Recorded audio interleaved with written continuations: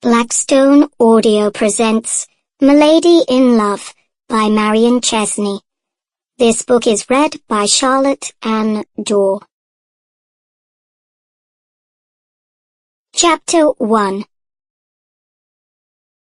Viscount Anselm was 33 years of age, handsome and rich. He was unmarried.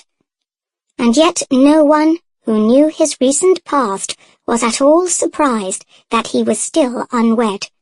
10 years earlier, because of his extraordinary beauty, he had been as much the talk of London as any reigning belle. His golden hair, his sweet smile, and his charm made him a prime favourite with the ladies, while his strong physique, his ability with a small sword, and his reputation as a first-class whip ensured him the admiration of the sporting fraternity. Then his uncle Viscount Anselm died, leaving in his care a gaggle of misses in their teens, 3 daughters, 2 orphaned nieces, and 2 illegitimate daughters. The late Viscount had been a crusty widower. He had alienated the affections of every respectable female relative who might have stepped in to aid the new Viscount in finding husbands for this brood of young ladies he had inherited, along with the title and his uncle's vast fortune. He could have married, of course, and let his wife take some of the burden from his shoulders.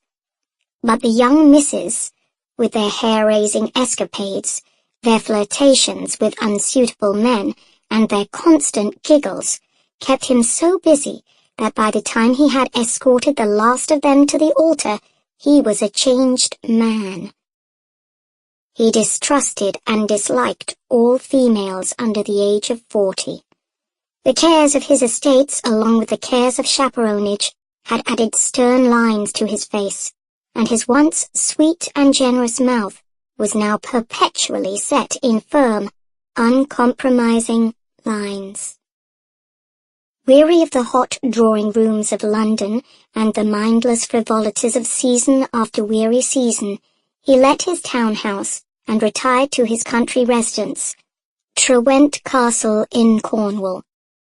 Trewent Castle had been a lazar house in the old days, and then a state prison.